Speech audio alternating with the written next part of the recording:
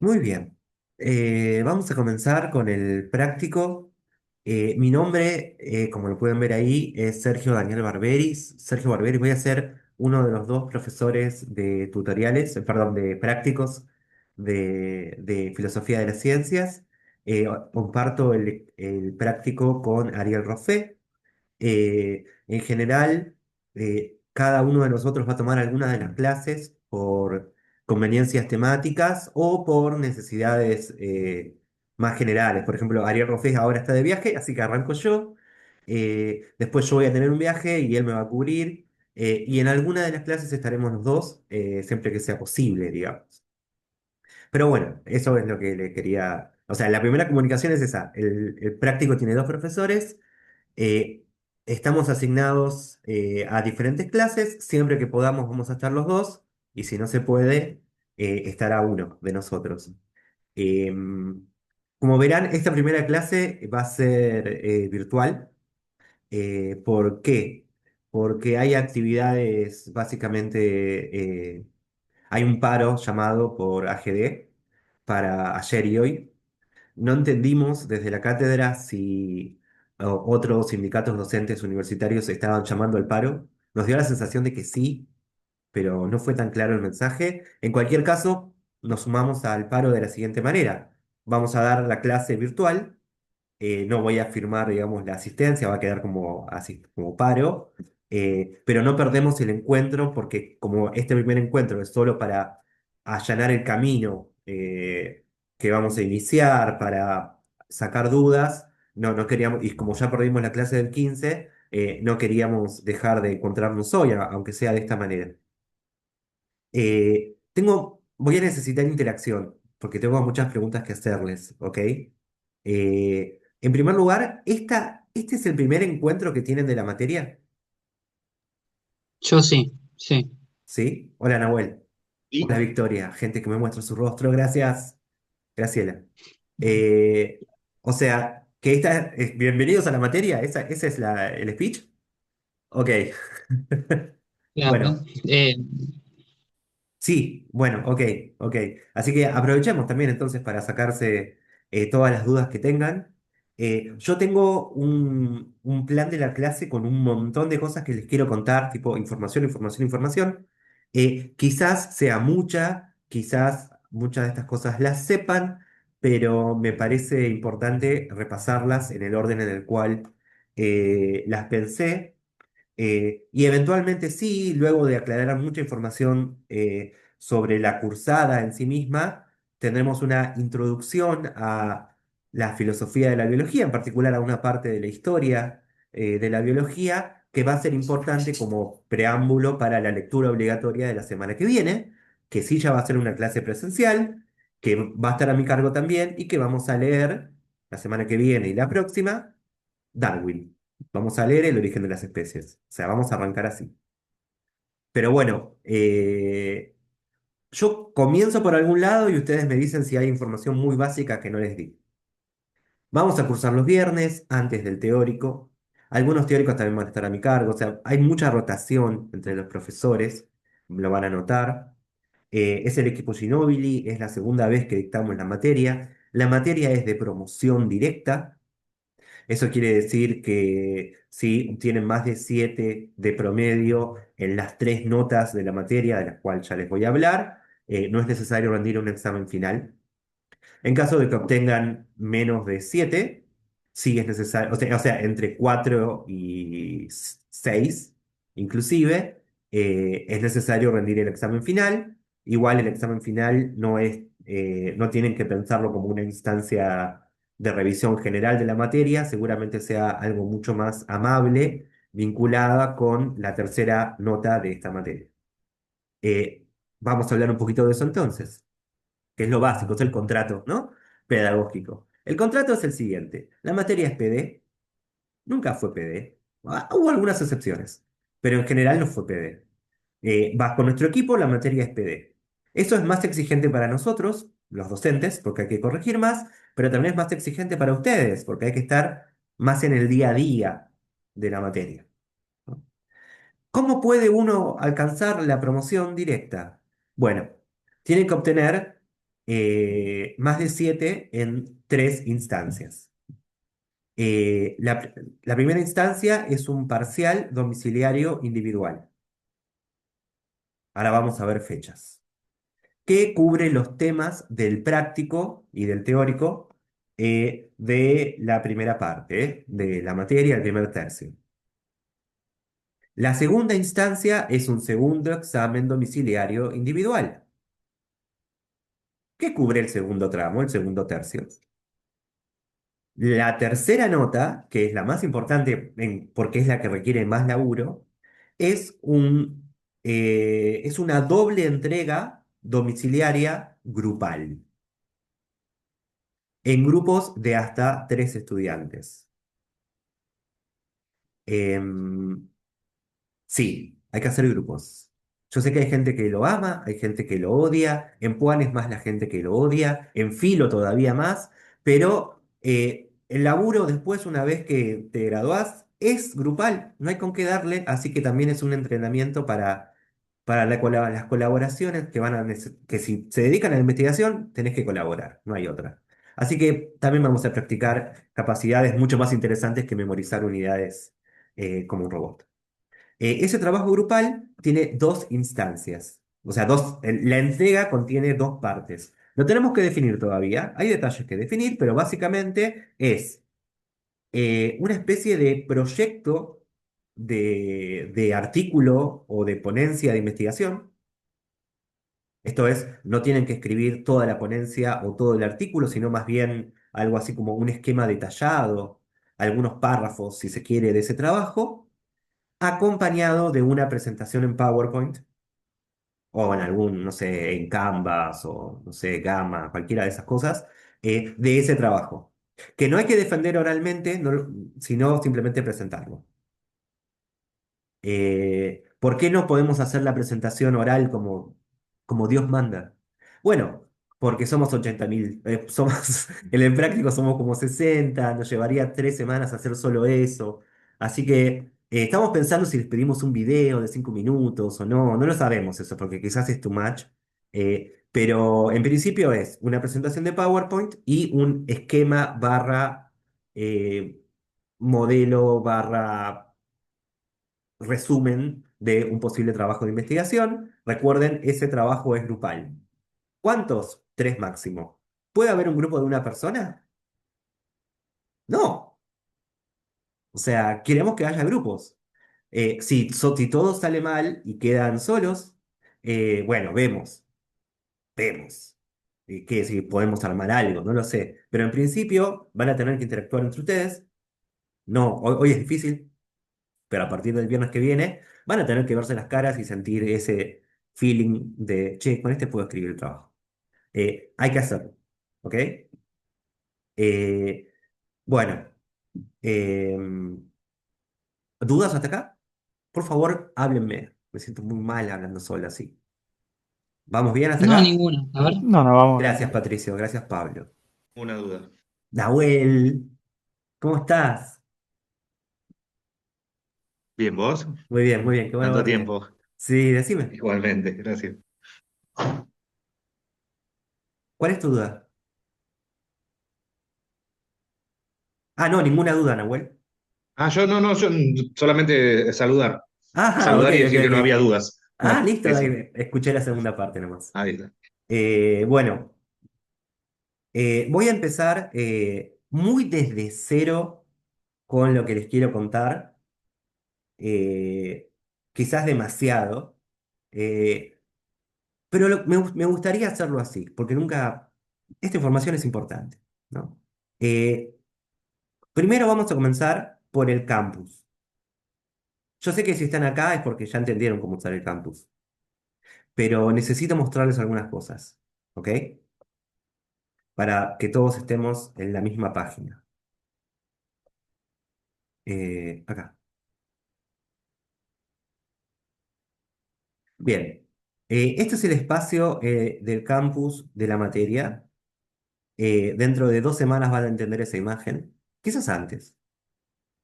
Eh, este es el equipo.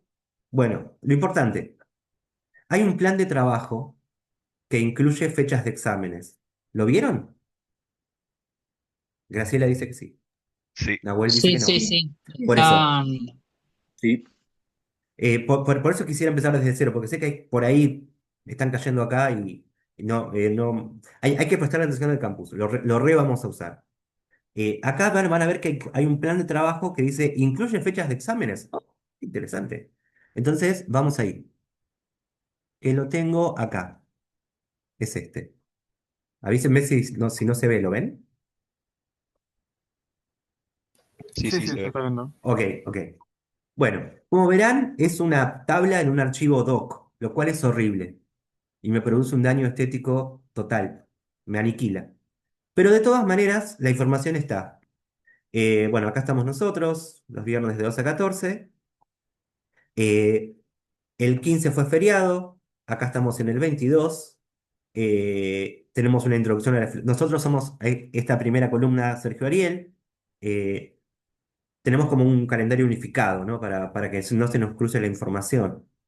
Como ven, hoy no hay lectura asignada. A partir del 29 ya tenemos lectura asignada. En particular tienen que leer Darwin, El origen de las especies, capítulos 1 y 2 para prácticos. Y luego el 5 de noviembre tienen que leer capítulos 14 y 15. Ahí ya va a estar Ariel Roffé. Y así pueden seguir viendo que semana a semana vamos a tener diversas lecturas. Em, Se las repaso rápidamente, pero más adelante, no ahora. Van a ver que tenemos por algún motivo, un cuatrimestre muy largo. Las lecturas las vamos a ver en un ratito, luego de decirles algunas cosas. Lo que me interesa ahora es la última columna, que se llama Trabajos domiciliarios. Van a ver que dentro de, o sea, el 12 del 9 que no falta tanto, ya vamos a tener la primera entrega de consignas. Esto es ese viernes, nosotros subimos las consignas al campus y ustedes tienen una semana para entregarla a través del campus. Es decir, que la primera entrega para ustedes, desde su lado del mostrador, es el 19 de septiembre. Es muy pronto, ¿cómo puede ser? Bla, bla, bla. Sí, es muy pronto, porque necesitamos 3 notas y bueno. O sea, cuando terminamos de ver Darwin y Neurath, ya está, primer domiciliario. Eh, Después seguimos viendo temas, bla, bla, bla, bla, bla. Y el 10 de octubre tenemos la segunda entrega de consignas. Esto es, el viernes 10 de octubre subimos las consignas del segundo domiciliario.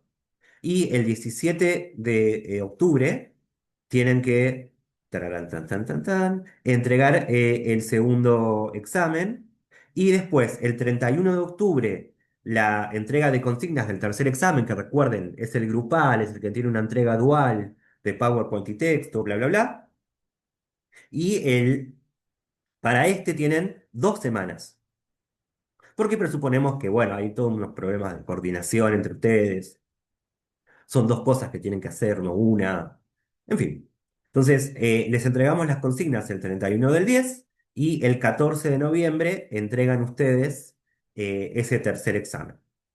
Nosotros corregimos, y si todo, creo que tenemos 2 semanas para corregir, y si todo sale bien, si tuvieron 7 o más en todas las entregas, o si al menos no aplazaron ninguna de las entregas y tienen un promedio de 7, eso lo tenemos que definir, van a promocionar la materia y eso es todo.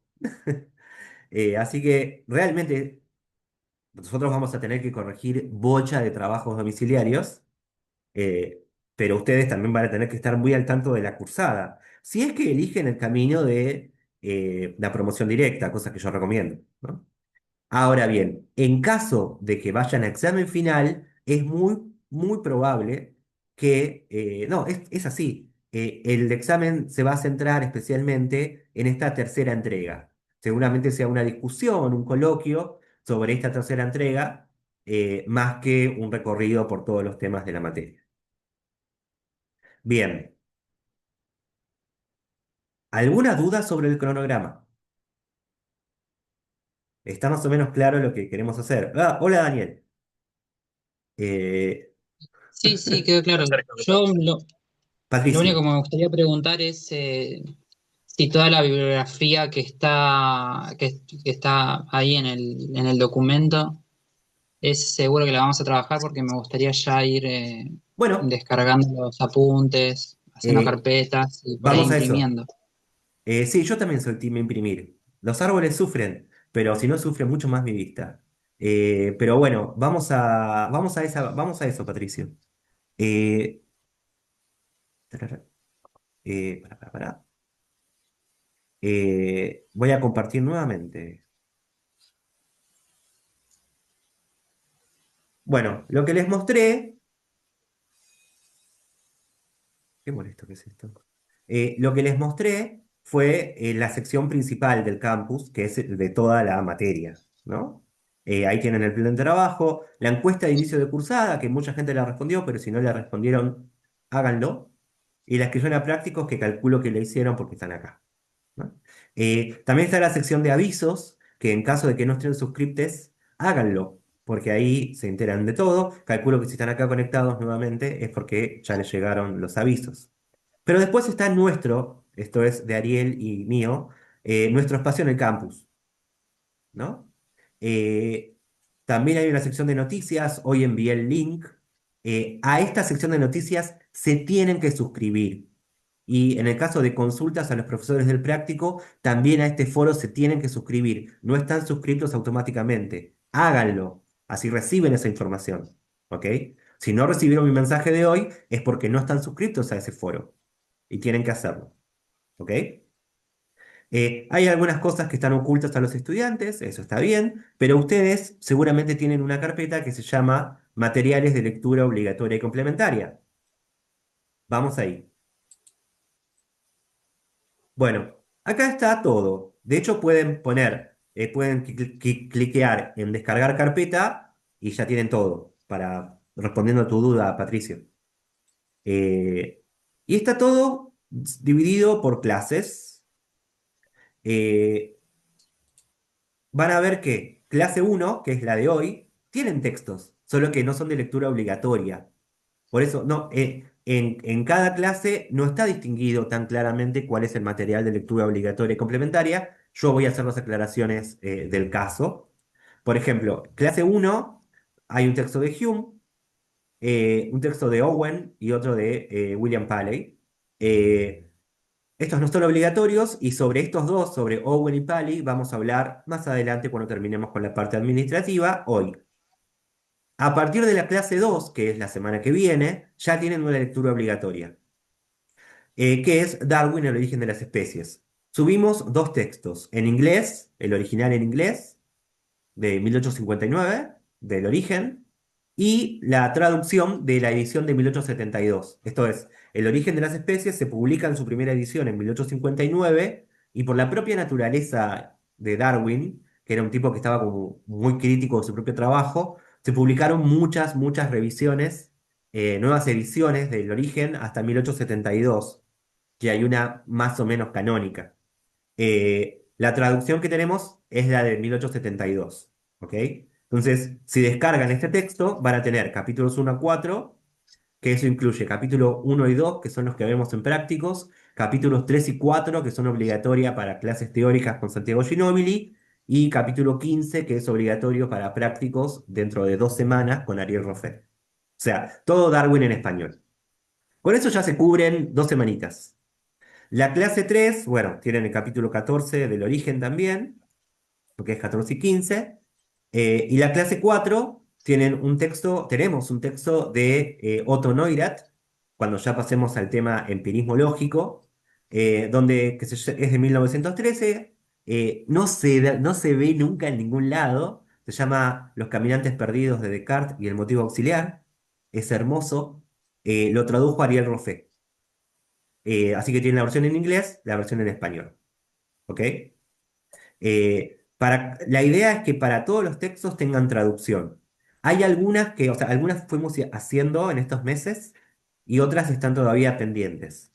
Por ejemplo, para la clase de observación, la clase 6 que van a tener con Ariel, tienen el texto de Brady, que todavía está en inglés solamente, pero lo vamos a traducir. Vieron que traducir ya no es un trabajo, se hace medio automáticamente, después lo revisas un toque, pero ya está. Victoria, sí, dale para adelante. Sí, profe, o sea, y el primer parcial sería hasta la clase 4. Yo creo O que sea, sí, o sea, yo creo que entra hasta Neurath, inclusive. sí. Pero va a ser Darwin, o sea, es bastante evidente que va a ser Darwin, ¿no? La segunda no sé hasta dónde llega, pero creo que llega hasta Kuhn. Lo mismo, ¿ven? En la clase de Kuhn, no vamos a leer Kuhn, vamos a leer, perdón a todos, un texto nuestro del equipo, que es Barberi, Ginóbili y Roffé de este año, que está en inglés, pero vamos a hacer una traducción que yo creo que va a ser fácil porque lo escribimos nosotros. Eh, Ariel tenía dudas sobre este texto porque, che, es medio avanzado, qué sé yo. Además, nosotros somos los autores, es todo medio raro. Pero por otro lado, es lo mejor que escribimos, es lo mejor que escribí, es muy cuniano, está buenísimo y es uno de los pocos textos que tenemos sobre filosofía de las neurociencias, que es mi área. Entonces, ya fue. Lo vamos a ver y listo. Se va a entender. Yo confío en ustedes. Después vamos a tener filosofía feminista durante un par de semanas. Vamos a ver Douglas, una traducción mía del Rechazando el ideal de la ciencia libre de valores. Y después falta una traducción del artículo de Carla Fer sobre feminismo en psicología evolucionista. La clase 11 de metafísica, yo hice una traducción de Kitcher muy recientemente, así que también esto se agregó. Y verán que hay una última carpeta de material complementario, que es donde vamos a ir subiendo lo que no entra en ninguna otra cajita. O sea, los textos que se mencionan en clase, o que aparecen en la discusión con ustedes, o que simplemente nos pinta compartir, van a estar en esta carpeta de material complementario. Así que, de hecho, todas estas cosas las agregué para esta clase. Vamos a ver si llegamos a hablar de todo esto. Yo quisiera hacerlo, pero bueno, vamos a ver si llegamos. ¿Resuelto el tema de la Biblia? ¿Se entiende? ¿Sí? ¿No? Sí. Sí, sí, se entiende. ¿Sí? Bueno, Sí, vamos sí. a dejar de compartir. Eh, bien. Bueno, ya vimos entonces el cronograma. Les avisé que se escriban a los foros, eh, que estén atentos a las fechas de los exámenes. Ya saben que sus exámenes son domiciliarios y uno es grupal. Hay que ir preparándose para ese examen grupal. Los grupos los vamos a pedir más adelante, pero empiecen a armarlos ahora. Y a medida que los tengan, comuníquenlos, por favor. La comunicación la vamos a centrar a través de los foros en el campus, ¿ok? Porque si no se nos pierde entre un mail y otro individual. Bueno, ¿dudas hasta acá? ¿Alguna otra? ¿No? Perdón por no tener todas las traducciones ahora, pero van a estar a tiempo, confíen. ¿Ok? Eh, bien, voy a ir con cosas mucho más generales, muchísimo más generales, pero que quiero compartirles. Esto quizás tenga que ver con mi pasado de secretario académico, pero hay que compartir esta información. Bueno, este es el cronograma, ya lo vimos. Bueno, lo que, la materia se inscribe en varias posibles trayectorias en el departamento de filosofía. Filosofía de las ciencias como materia. eh, Tiene como varios, o sea, cumple varios papeles distintos en el departamento de filosofía, ¿no? Lo primero que quisiera decirles es que si no lo saben, por eso, si lo saben, es información redundante. Si no lo saben, hubo una actualización, no una actualización, una rectificación de los planes de estudio 2017, que creo que todos ustedes están ahí, en el año pasado. Hay una rectificación 2024. De hecho, acá tienen el documento de la rectificación para el plan de estudios de la licenciatura. Este archivo se lo subí a material complementario. O sea, ya lo tienen, ¿ok? Pero fíjense que la resolución es de octubre de 2024, por eso no sé si ustedes se enteraron. Es así. Pero este es un nuevo plan de estudios. si están en la licenciatura, y este es en caso de que estén en el profesorado. Miren, este es de noviembre, o sea, se aprobaron en distintas fechas, pero a fines del año pasado. ¿Ok? Hubo modificaciones menores en el plan de estudio. Algunas solicitadas por la facultad y otras más de nuestra incumbencia, ¿no? Eh, Les voy a decir, la primera, que es quizás algo que ustedes deban hacer cada vez que cursan una materia, eh, es que hubo modificaciones en los contenidos mínimos. Y me gustaría ir a los contenidos mínimos de filosofía de las ciencias. Acá está, ¿no? Esto es en el caso del profesorado, si no me equivoco. Creo que acá se ve mejor. Vamos al profesorado.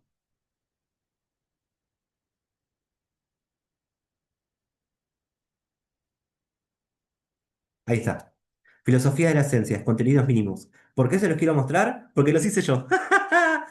O sea que en el fondo van a ver que machea muy bien con el programa de Ginobili. ¿Por qué? Porque, bueno, había que hacerlo y nos pidieron a la cátedra y bueno.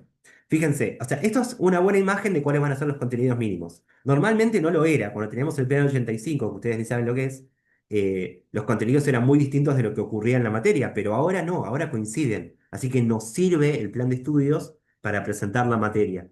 Yo creo que esto ocurre con todas las materias que van a cursar ustedes. Así que revisen este plan de estudios nuevos porque te da mucha más información sobre lo que vas a cursar que el plan anterior.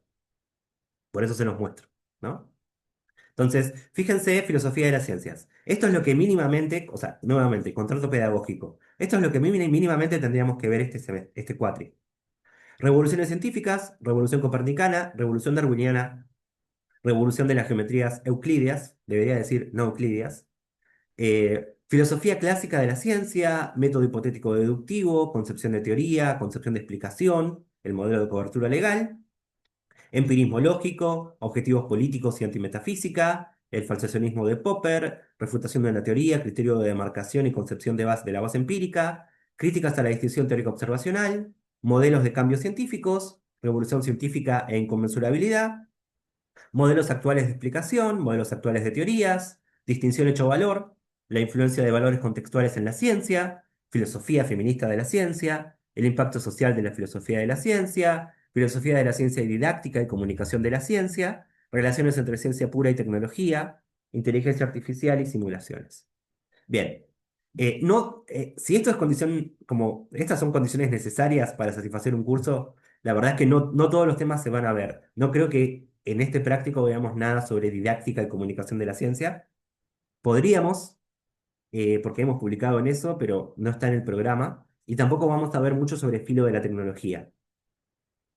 Salvo en el texto que les dije que es de nuestra autoría, cuando veamos Kun, ahí va a haber un poquito de filo de la tecnología, pero no mucho más, ¿no? Pero todo lo demás es básicamente lo que vamos a ver en la materia. Como verán, se incorporó filo feminista como un tema al que le vamos a dedicar varias semanas, porque a esta altura ya es casi canónico, ¿no? Hace 20 años que hay filosofía feminista de la ciencia y es como importante. Y vamos a leer, también tuvimos cierto cuidado con la distribución, si se quiere, con cierta paridad de género en las lecturas. Así que vamos a leer a muchas filósofas. Esperemos que eso funcione también. Bien, entonces, chequen la licenciatura del profesorado. En ambos casos van a ver, y esto me importa, que hay un nuevo título intermedio. O sea que, no un nuevo, el primer título intermedio para nuestro departamento. No sé si sabían eso, calculo que sí. ¿Saben lo que es el bachillerato? Sí, sí. ¿Sí? Ok. Bueno, esto Sí, puede ser un... capaz que creo que no tenemos, yo no tengo el archivo, pero sí las discusiones que hubo el año pasado y, no sé, los mails que manda el departamento con la información. Bien, bien. Bueno, Eso seguro. este es el archivo y lo tenés en la carpeta de material complementario. Al menos eso puedo aportar. Para quienes están desayunando que hay un bachillerato, es increíble, es muy bueno, yo estoy muy feliz. Tuve que ver, obviamente, un poquito, pero el bachillerato es un título intermedio. Este documento está en la página del Departamento de Filosofía, pero también ahora está en la carpeta de material complementario. Mirá las firmas. Bueno, no importa. Se crea el bachillerato en filosofía, es un título intermedio de pregrado no habilitante. ¿Qué quiere decir eso? Que no sé qué es no habilitante. Bueno, supuestamente no te permite dar clases, no te permite, no sé, qué sé yo, pedir proyectos, pedir plata, digo, para proyectos, pero la verdad es que los hechos, tener un reconocimiento de un título ya es muy importante para, por ejemplo, tu seguridad laboral. No es lo mismo que ser estudiante, ser bachiller, tener un título intermedio.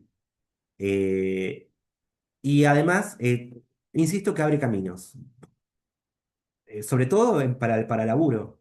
Eh, lo que me importa del bachillerato es lo siguiente. Hay gente que no sabe nada de esto, que se acaba de enterar, ¿no? Yo me enteré y tuve un intercambio ahí con el departamento de filosofía por cierto requisito que me parece que genera una situación de injusticia ahí, digamos. Ok. Este, claro, Bueno, porque, lo, porque la lo- resolución dice determinada cantidad de materias para poder solicitar el título. sí, Y con el requisito de tener que tener aprobada una materia después de la fecha de creación del título, sí, hace que no sea suficiente tener esas 13 materias. Es y decir, claro, independientemente de la cantidad de materias que vos tengas. claro, sí, Entonces, sí, pero eso un es, un grupo de estudiantes podrá solicitar el título con 13 materias y otro grupo de estudiantes no. claro, Entonces, me parece que eso es una situación medio injusta. es injusta, pero sucede siempre que abrís un título nuevo, tenés que poner una fecha. Eso creo que ni siquiera depende del departamento, eso debe ser un tema de UBA rectorado. O sea, porque esto tuvo que haberse aprobado arriba, digo. Tenés que poner una fecha a partir de la cual eso es así. Sí, pero bueno, no es perfecto. Entiendo lo que me decís, entiendo lo que me decís. Pero les cuento primero de qué se trata. Eh, no tanto por el bachillerato en sí, sino por algo en particular. Bueno, tienen que tener el CBC adentro. Después de las asignaturas del ciclo de formación general, tienen que elegir 6 de 16, ¿no? Y si se fijan, Filo de las Ciencias está acá, pero eso quiere decir que la pueden saltear para tener el bachillerato. No es necesario hacer Filo de las Ciencias para tener el bachillerato. Sí es necesario para el profesorado y para la licenciatura. O sea, si tu titulación intermedia es un objetivo intermedio para llegar al profesorado y la licenciatura, vas a terminar haciendo filosofía de las ciencias. Pero para el bachillerato, en principio, solo tenés que elegir 6 de 16 opciones. ¿Ok? Eh, pero bueno, eso diría, filo de las ciencias, entonces, o sea, puedo tener el bachillerato sin esto, pero lo interesante son los trayectos. El bachillerato contempla 3 trayectos que dependen de haber aprobado ciertas materias, o sea, haber elegido ciertas materias de ese cúmulo, ¿no? Entonces, fíjense que en principio, esto todavía falta reglamentarlo, pero habrá 3 trayectos: cultura, políticas públicas y estudios sobre ciencia y tecnología. O sea que vos podés tener a tu segundo o tercer año de haber iniciado, si iniciaste ahora, es cierto lo que menciona Mariano, ¿no? Pero podrías tener un bachillerato en estudios sobre ciencia y tecnología. Es muy loco eso. Es algo nuevo, al menos para mí. Y fíjense que en ese caso, obviamente, tenés que hacer filo de las ciencias y algunas otras materias más de este de este trayecto, ¿no? Entonces, es interesante que ahora hay un trayecto en estudios sobre ciencia y tecnología. ¿Por qué se llama así? Porque yo le puse el nombre. Esa fue mi sugerencia. Pensando en lo siguiente, pensando en esto, se los voy a mostrar acá. ¿Se ve la página que acabo de compartir? Esta página lamentablemente no es nuestra, es de la Universidad Nacional de Quilmes, que en realidad se encuentra en Bernal, es muy confuso. Pero dentro de la Universidad Nacional de Quilmes funciona un instituto de estudios sobre la ciencia y la tecnología, el IESCT, no quedó bien la sigla.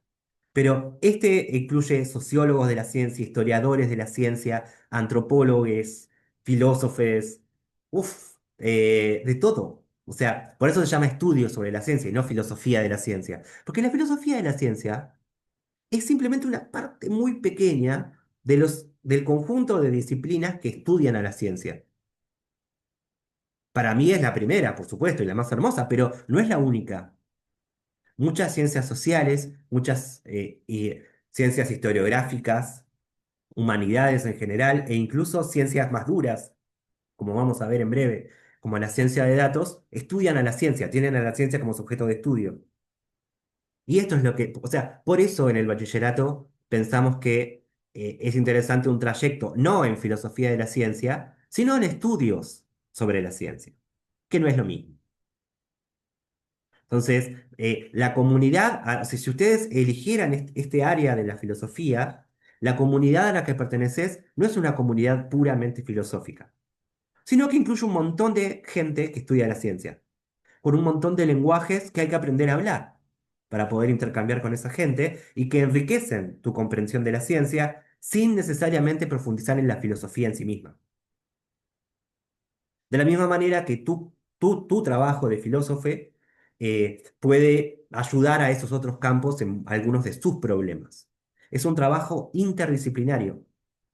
Por eso yo concibo el trabajo que vamos a hacer no como un trabajo puramente filosófico, sino como un trabajo interdisciplinario en el cual la filosofía tiene un papel muy importante, como el que tienen otras disciplinas que estudian a la ciencia, que o son empíricas o son más o menos empíricas, o historiográficas o lo que ustedes quieran, pero que conformamos un núcleo de estudio sobre la ciencia. La Universidad de Quilmes ya lo comprendió y nosotros todavía no. Porque Puan tiene como mucha cosa de ser muy cerrada en sí misma, pero ahí afuera hay un mundo, ¿ok? Entonces, idealmente nosotros deberíamos tener algo así, pero estamos un poco lejos todavía, ¿no? Ni siquiera tenemos sueldo, ok, pero por eso se llama así esa sección del bachillerato. Bien, eso era algo que quería contarles, lo del bachillerato. Ya vimos los contenidos mínimos. Otro aspecto importante que creo que está. Si ustedes van a la página del departamento, cosa que les sugiero que hagan semanalmente al menos, no está actualizada porque nuestro director ahora es Julio Castelo Dura. Esto está mal. Pero no importa. Van a ver que en la columna de la izquierda hay algo que se llama sugerencias de cursada. Nuestra carrera no tiene correlatividades, pero hay sugerencias de cursada. Y si ustedes van a ese documento de sugerencias de cursada, van a ver algo muy peculiar, que es que tenés primer año, se cuenta el CBC como primer año de la carrera, segundo año, ok, tercer año, cuarto año, eh, y recién en quinto año te sugiere que curses filosofía de las ciencias. ¿Alguno de ustedes está en quinto año contando el CBC? No, No, no. Rarísimo, ¿no? ¿Por qué? Porque se presupone que para cursar la filosofía de las ciencias es una filosofía del siglo XX. Es la verdad. Eh, Hay antecedentes, sí, sí, pero es del siglo XX. Entonces, pertenece, si se quiere, al ámbito de la filosofía contemporánea. Por eso, desde las sugerencias, se piensa que primero tenés que cursar todas las historias, antigua, medieval, moderna, contempo, y recién ahí cursás filosofía de las ciencias. Nunca, no es lo que sucede, ¿no? Estamos de acuerdo que no es lo que sucede. Así que puede que haya algunas dificultades, especialmente si ustedes no tienen cursada y o aprobada lógica, cursada y o aprobada moderna, esas dos al menos, creo que puede generar, o sea, van a tener que reponer mucho más que sus compañeros, compañeras que hayan cursado lógica y aprobado lógica o hayan cursado y o aprobado moderna. ¿Se entiende lo que digo? Eh, para mí no es un discurso, o sea, no lo considero excluyente. O sea, podés hacer filo de las ciencias como, qué sé yo, hasta en tu primer semestre y no pasa nada. He tenido estudiantes de primer semestre y la han aprobado, ¿ok? Pero sepan que hay mucho que reponer en ese caso y que puede haber ciertas secciones de los textos que leemos que no queden del todo claras cuando, cuando tengamos la clase. Y en ese caso, por favor, consúltennos sobre bibliografía que deban leer para entender lo que estamos leyendo. O sea, requiere un poco más de esfuerzo y ubicarse, o sea, ubicarte en la palmera, saber que si sos ingresante o estudiante de primero, quizás hay muchos contenidos que para llegar a una filosofía contemporánea tengas que reponer por tu cuenta. ¿Ok? Entonces, parte del contrato es ese. Yo sé que la materia que yo podría decir, si no tienen lógica ni moderna, ni lo intenten, pero no es mi intención. Mi intención es que la curse quien quiera.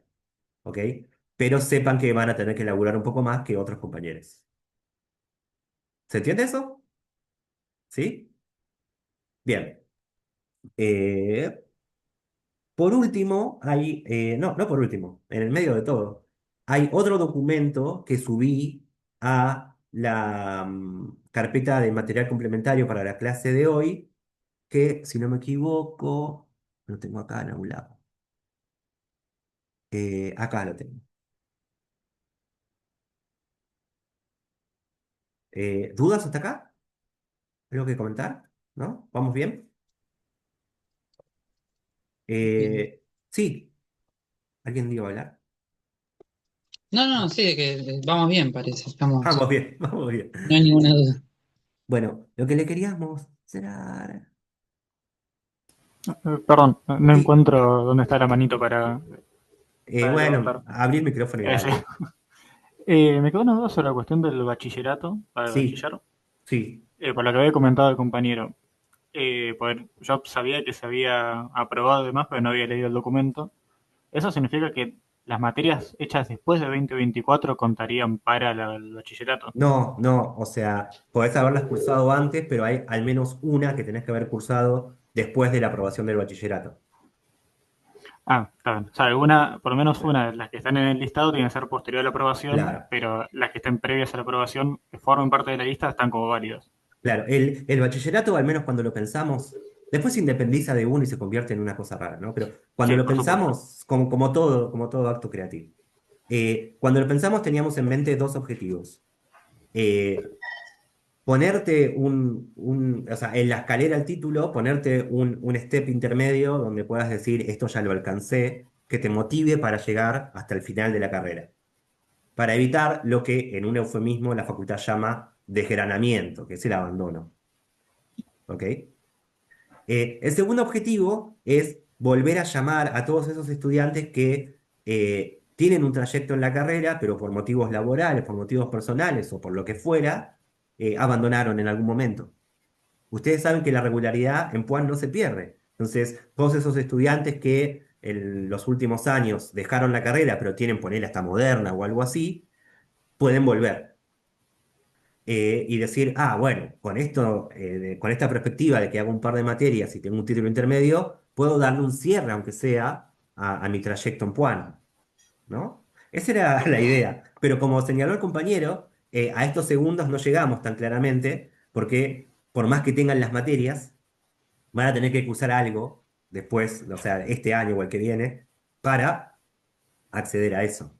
Porque o si no, parece que reglamentariamente no se puede, ¿no? Así que lo logramos a medias, quizás, pero bueno, esa era la idea. Bien, bueno, Eh, gracias. de nada. Lo que le quería contar ahora es algo distinto, y es que yo no sé ahora, año 2025, pero suele haber algunos prejuicios sobre filosofía de las ciencias. No es una materia muy amada en la carrera. Todos amamos medieval, Claudia D'Amico es lo mejor que te puede pasar en la vida. Todos amamos, qué sé yo, pensamiento se disfruta bastante, moderna, es rigurosa, pero es hermosa. Y filo de las ciencias, no, simplemente no. No, no genera ese enamoramiento. eh, no, no en todos, al menos, no en la mayoría. Eh, y yo quisiera trabajar un poquito sobre eso hoy, ya que es la primera clase. Quisiera contarles primero algunos argumentos pragmáticos y después algunos argumentos más sólidos sobre por qué está buena esta parte de la carrera.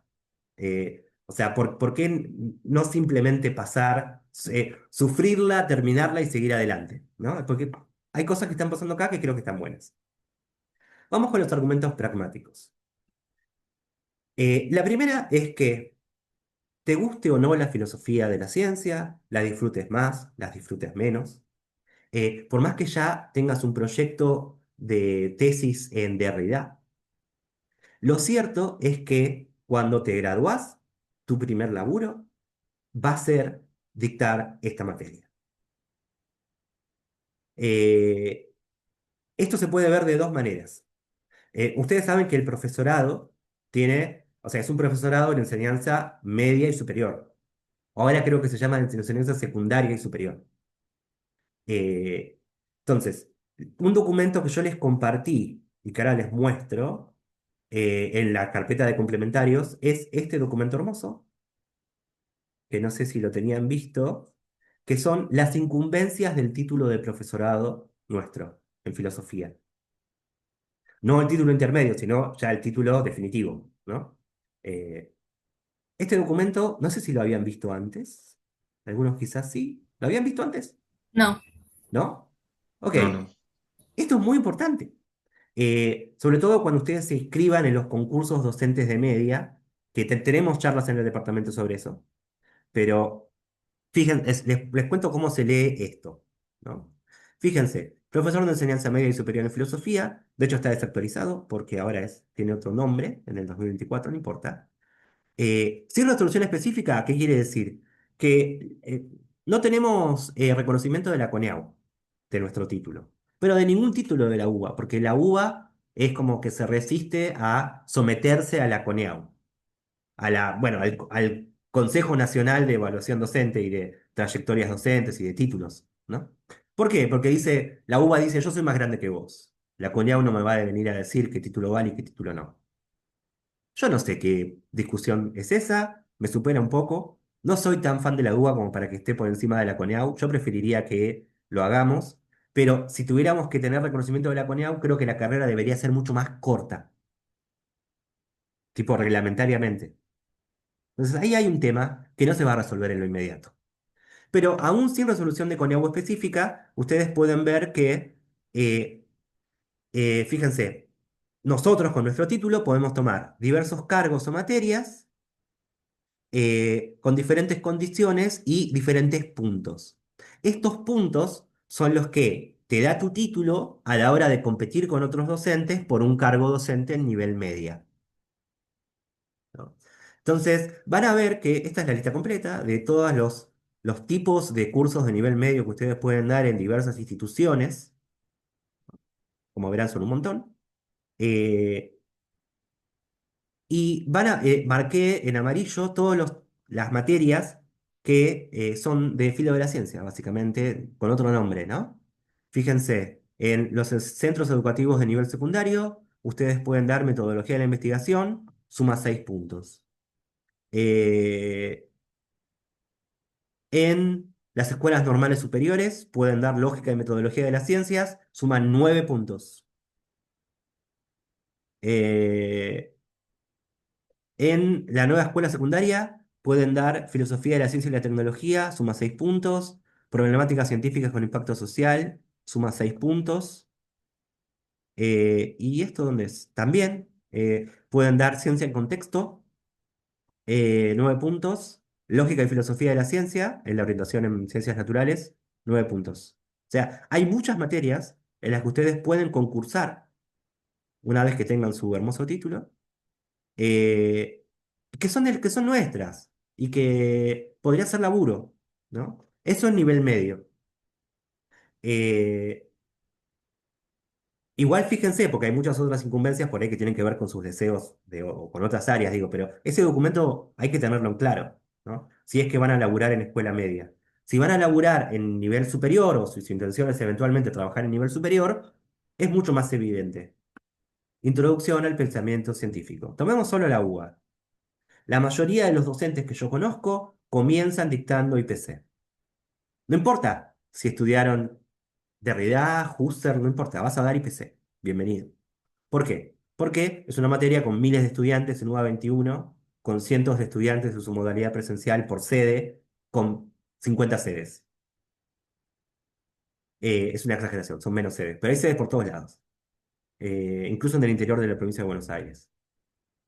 Entonces, es muy probable que si te sumes a la docencia superior, sea, si es en UBA, en IPC. Y si es en cualquier otra universidad nacional o privada, todas en su primer año tienen un curso de introducción al pensamiento científico. Y ahí puedes entrar a laburar. Y seguramente entres por ahí. ¿Por qué? Porque si bien no toda carrera tiene filosofía, toda carrera de este país tiene introducción al pensamiento científico bajo un nombre u otro. Entonces, para el nivel superior, vas a tener que dar esta materia. Y yo conozco mucha gente de mi generación o de generaciones mucho más jóvenes que la mía, que no estudiaron filo de las ciencias, pero terminaron dando filosofía de las ciencias. Entonces, esta materia te puede dar esas herramientas laborales. Entonces, te guste o no te guste, o sea, no tiene que ver con eso, de esto puedes laburar. La sociedad, o sea, ni siquiera la sociedad, el sistema académico argentino, por motivos que yo no tengo del todo claros, creo que son más bien históricos, piensa que los filósofos y filósofas podemos dar introducción al pensamiento científico.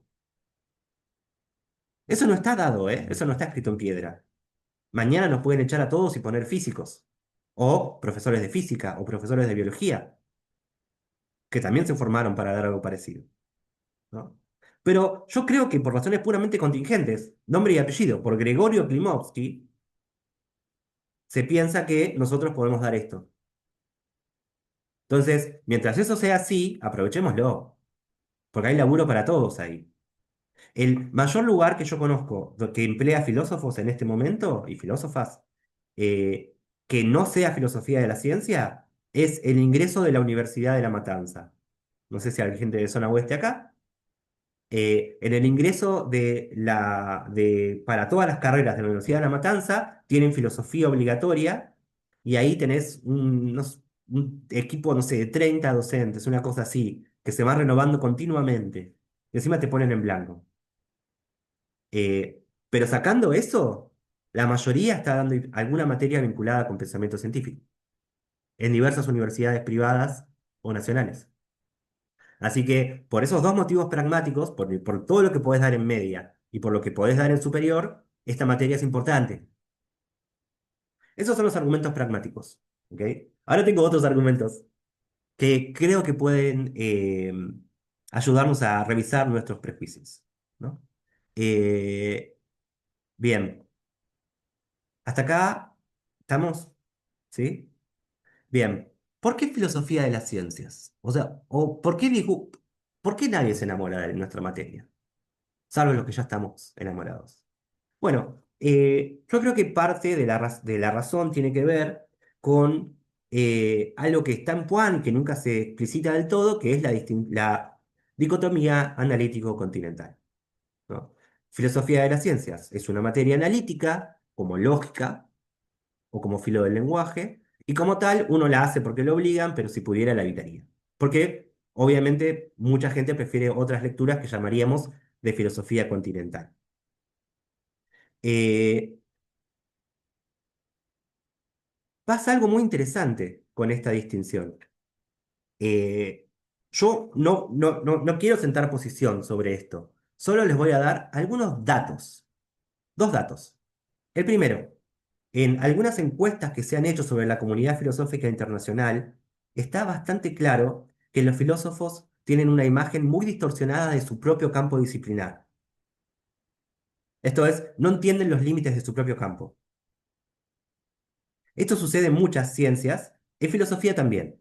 Si yo te digo, haceme un mapa de las áreas de la filosofía, lo que vos me vas a dibujar no tiene mucho que ver con lo que efectivamente se hace. Nuestra concepción del campo filosófico es una mezcla de fantasía y realidad. ¿Hay datos sobre cómo está constituido el campo filosófico? Pocos. Yo tengo uno, dato, que se lo voy a mostrar. Eh, ¿Dónde estamos? Acá. ¿Ven lo que acabo de compartir? ¿Un PDF? ¿Se ve? Bien. Sí. Sí, sí. Este es un paper de Maximilian Neukel, algo así.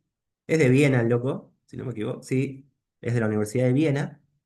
Esto se publicó en 2019 en la revista Sintés, en la sección sobre modelado computacional en filosofía.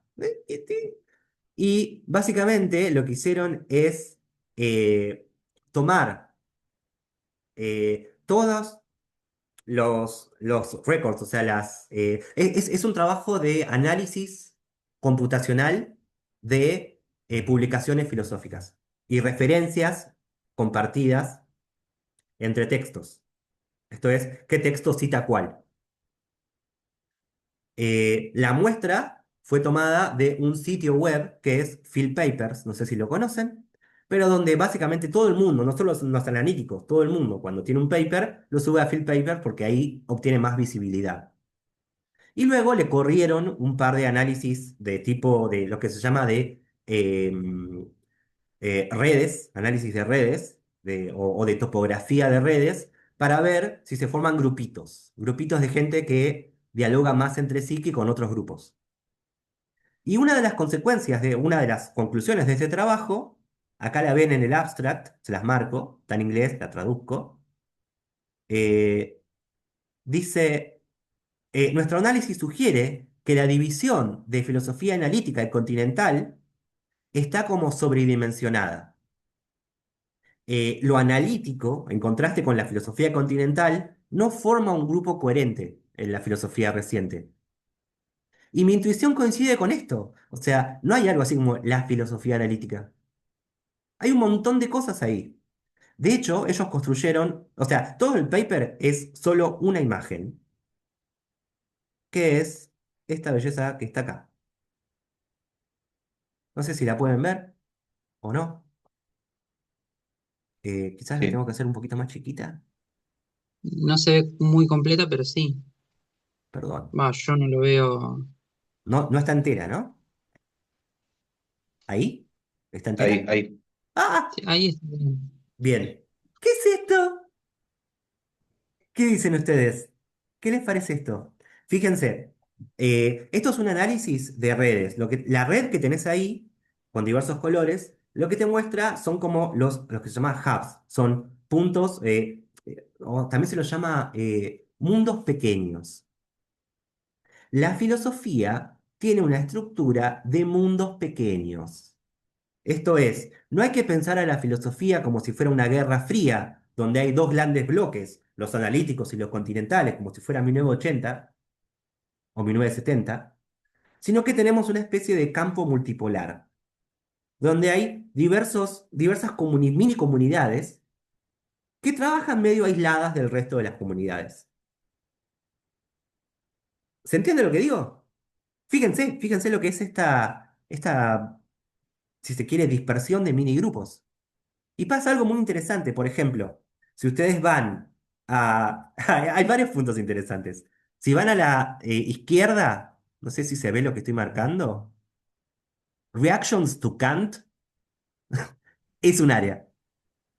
O sea, toda la gente que estudia Kant y la recepción de Kant, tipo Fichte, Schelling, todas esas cosas, eso es un área. No es... por ejemplo, estética es otro área. Eh, Fíjense a la derecha, en 21, esperen, en 21 tienen filosofía de la física. Es esa islita naranja. ¿La ven? Eso es porque la gente que hace filosofía de la física no comparte mucho con la gente que hace filosofía de la ciencia. La verdad es que tratan problemas de cuántica y están en la de ellos. No hablan mucho con nosotros. Lo mismo, fíjense, explicación científica. Es un tema en sí mismo, no es que filosofía de la ciencia es un tema en sí mismo. Explicación científica es un área de gente que labura dialogando entre sí sin dialogar mucho con otras áreas. Fíjense, otro caso característico es 9, a la derecha lo tienen. Filosofía de la matemática y de la lógica. ¿Ven? Es esta gran isla verde de la derecha. ¿La ven? ¿O estoy loco o me siguen? Sí, sí, sí, sí. ¿Sí? Fíjense, la gente que hace filosofía de la lógica, tipo Eduardo Barrio y la gente de Barrio, los amamos, son muy buenos. Pero, fíjense, trabajan son los más separados de todos. Son un montón, pero no discuten con otras áreas. Es una isla verde de filosofía de la lógica. Y filosofía continental, acá la tienen, 20, filosofía continental, es este enorme islote celeste a la izquierda, posiblemente más grande que... O sea, de hecho, filosofía de la lógica y la matemática es más grande el islote, pero es solo esto. Ponele que Reactions to Kant lo podés sumar ahí, ponele que estética lo podés sumar ahí, pero es un islote. Fíjense, la gente que hace, por ejemplo, filosofía clásica griega, acá arriba, Márcico, Marcos, toda esa gente, es esta islita verde de acá arriba, y ni siquiera hablan con los continentales. Están lejos. Entonces, pensar el mundo como si estuviera en un entorno, el mundo filosófico, como si fuera la Guerra Fría, como en un entorno bipolar, está mal. Es multipolar. Hay muchos grupitos dispersos. La filosofía está fragmentada. Bueno, quizás esto no nos sorprende tanto como a mí, pero a mí me vuelve loco esto. Por ejemplo, conciencia, los estudios de conciencia son su propia islita, acá, 7 arriba. Su propia islita.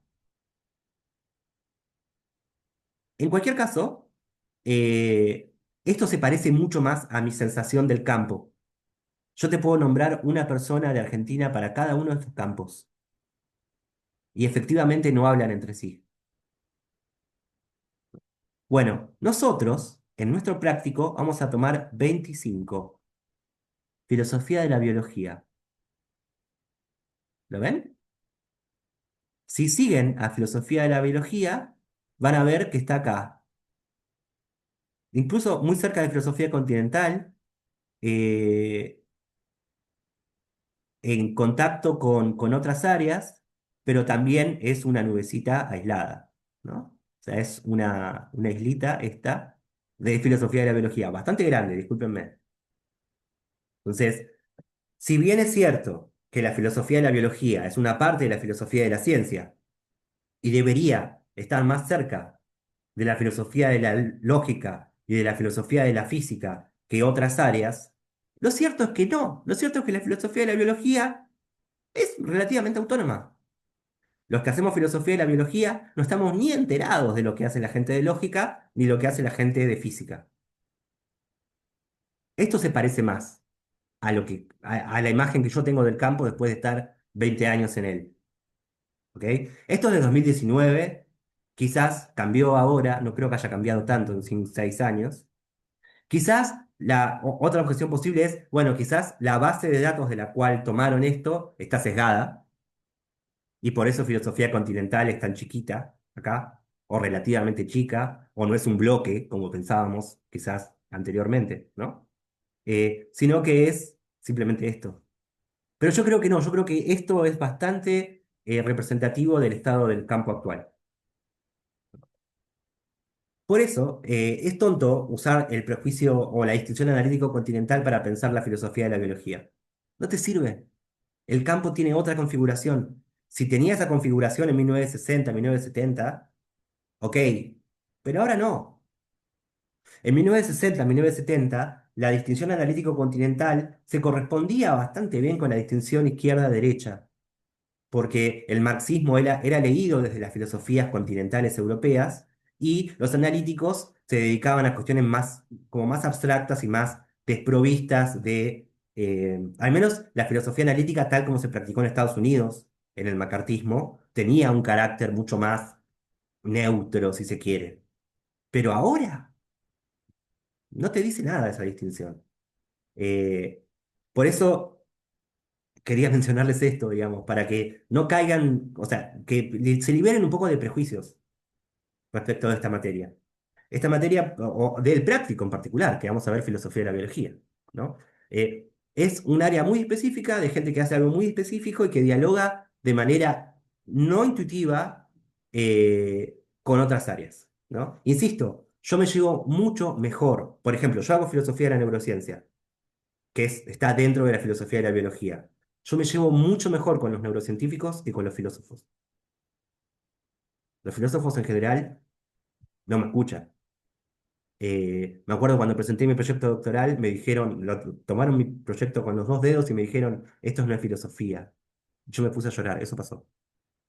Eh, y después me doy cuenta que mi trabajo le interesa mucho más a los neurocientíficos. Les encanta. Es raro con quién dialogás y con quién no. ¿Se entiende lo que digo un poquito? Entonces, van a ver que eso va a quedar claro a medida que avance el práctico. Bueno, ya hablamos de todo esto. eh, Vamos a lo nuestro. Hasta acá dudas. Ahora voy a empezar con algunos temas de filosofía de la biología.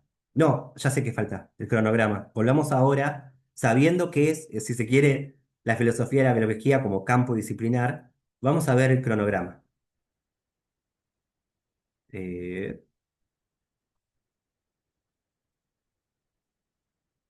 Acá. Bien, entonces, este práctico va a ser un curso de filosofía de la biología.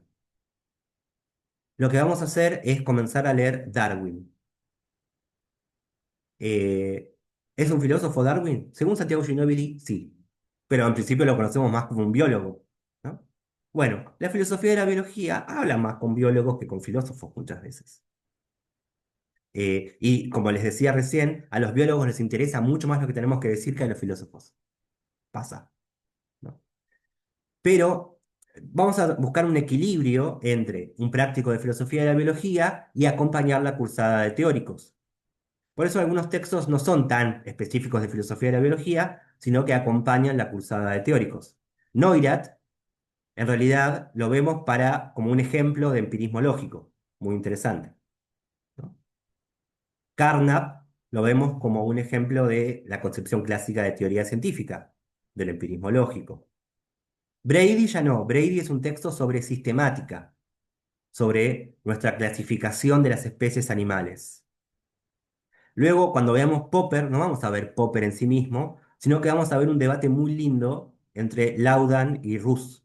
Que este es un debate que se dio en un contexto judicial, en el marco de un juicio en Kansas respecto de si debía prohibirse la enseñanza de la teoría de la creación en las escuelas o si debía impartirse como una teoría alternativa a la teoría de la evolución, de manera que los estudiantes tengan que escuchar las dos campanas. Los filósofos se metieron en el debate y fueron testigos llamados por el juez para decidir la cuestión. Y hay un lindo debate entre Laudan y Rus respecto de si el esquema de Popper, si el criterio de demarcación de Popper entre ciencia y pseudociencia es útil o no para pensar qué es lo que hay que enseñar en la escuela a los chicos en biología. Si hay que enseñar solo teoría de la selección, teoría de la evolución darwiniana, o hay que enseñar eso y la teoría creacionista como una alternativa. Sobre si el creacionismo es o no una teoría científica. Entonces, en lugar de ver Popper en abstracto, vamos a ver Popper en el marco de una discusión jurídica sobre cómo educar a los chicos. Me parece más interesante. Eso va a estar, lo va a dictar ahí, Ariel Roffe.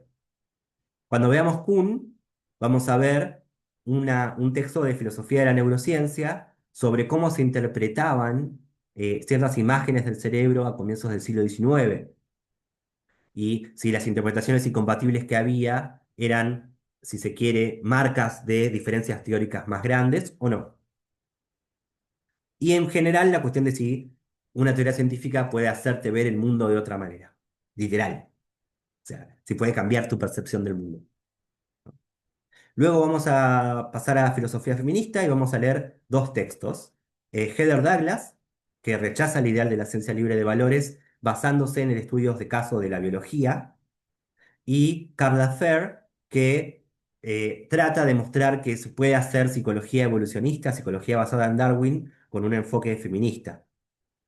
Luego, acompañando la clase de metafísica de la ciencia de teóricos, vamos a leer un texto muy hermoso de Philip Kitcher, que lo traduje solo porque lo quería ver con ustedes, que se llama 1953 y todo eso, que es en 1953 se publica el paper de Watson y Crick sobre la estructura de doble hélice del ADN, y es la pregunta de si el concepto de gen se reduce al concepto de molécula de ADN o de macromolécula de ADN?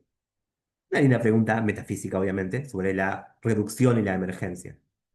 Y por último vamos a leer a Andrea Olmos, una graduada de filosofía de Puan, que ahora se dedica a ciencia de datos, nos dejó, abandonó la filosofía, pero este texto es una masa, que es sobre cómo se atribuyen funciones en neuroetología. En particular, ella trata el caso del canto de los grillos. Está buenísimo. Y bueno, ahí termina la cruzada, ¿no? Pero como ven, tratamos de obtener un equilibrio entre los temas de teóricos y una introducción a la filosofía de la biología propiamente dicha. ¿Se entiende el cronograma ahora? ¿Sí? Bien. Eh, Vamos a lo nuestro. Tengo esta presentación, que por cierto todavía no la subí. eh, Les pido disculpas por eso, la voy a subir en cuanto termine la clase. Lo cierto es que la estaba tocando hasta el último minuto. Eh, ¿Se ve la presentación? Sí, Sí, ¿Sí? sí, introducción a la filosofía de la biología en grande. Sí, esa. Bueno, introducción.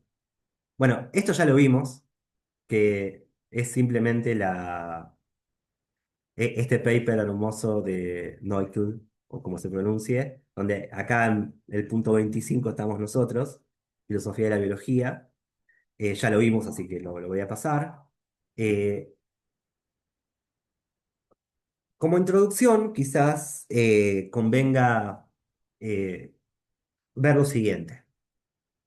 No sé si conocen a Daniel Dennett. No es una pregunta retórica. ¿Conocen a Daniel Dennett? No, ¿No? Ok. Bueno, Daniel no. Dennett era un filósofo eh, de la biología, un filósofo de la mente, del lenguaje. Es un filósofo que tocó varios temas. em, Falleció el año pasado. eh, y es autor de un librazo para mí, que es este libro. Ahora lo voy a subir a la carpeta. Cuando suba la presentación, subo también este libro, ¿ok? Que es La peligrosa idea de Darwin. No sé si no escucharon hablar de él, menos habrán escuchado hablar de este libro, pero es un librazo, muchachos. Es un gran libro. Eh, y quisiera leerles un par de párrafos de este libro para motivar lo que vamos a hacer en las próximas clases, ¿no? La primera pregunta que uno se hace es, ¿por qué la idea de Darwin es peligrosa? ¿Qué quiere decir que es una idea peligrosa? ¿No? O sea, la filosofía de la biología trata con ideas peligrosas. Lo vamos a ver a lo largo del curso, ¿no? Eh, las concepciones de la vida en general influyen en tus concepciones de lo que es un ser humano y por lo tanto influyen en tus concepciones éticas. El camino que va de la filosofía de la biología a la ética es como directo. Por eso estas ideas son peligrosas, ¿no? Él lo dice en estos términos. En el año 1543, Copérnico, en teóricos vamos a ver la revolución copernicana. De hecho, la van a ver conmigo y con Ari.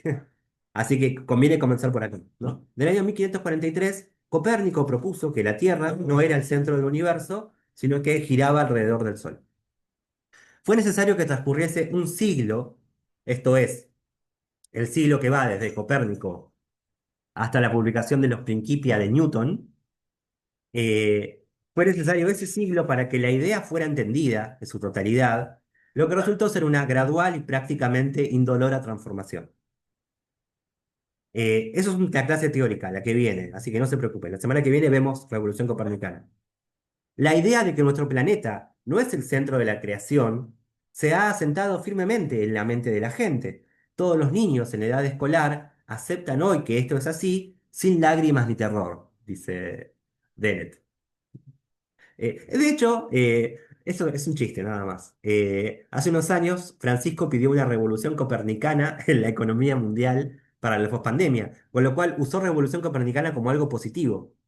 Considerando que Galileo fue condenado por la Iglesia Católica a abjurar de sus opiniones y mantenerse en prisión domiciliaria, esto te muestra que es una revolución concluida, que todos somos copernicanos hoy en día. Es más, somos copernicanos sin saber por qué lo somos. Nadie conoce las razones que llevaron del mundo tolemaico, geocentrista y geoestático, al mundo copernicano. Las vamos a reponer en la clase teórica que viene.